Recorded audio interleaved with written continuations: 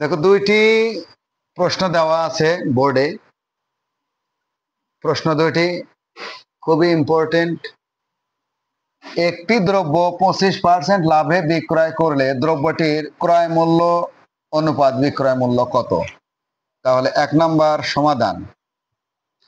আগেই বলেছি লাভ হইলে যোগ, তাহলে বিক্রয় মূল্য কত? বিক্রয় মূল্য এই 100-র সাথে 25 যোগ, 100 যোগ 25 সমান 125 টাকা, এবং ক্রয় মূল্য কত? 100 টাকা।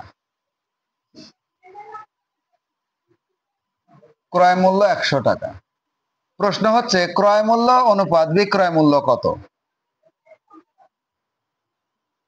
ক্রয় মূল্য অনুপাত বিক্রয় মূল্য সমান ক্রয় মূল্য কত? 100 টাকা, অনুপাত বিক্রয় মূল্য 125 টাকা।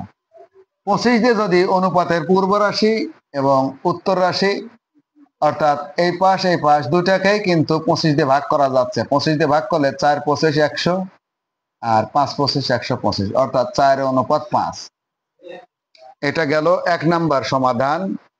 আর 2 নাম্বারটা দেখো, মনোযোগ দিয়ে দেখো।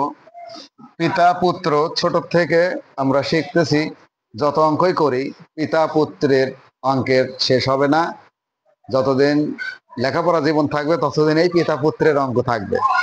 আজও নিয়ে আসছি পিতা ও পুত্রের বর্তমান বয়স যথাক্রমে 40 বছর ও 10 বছর।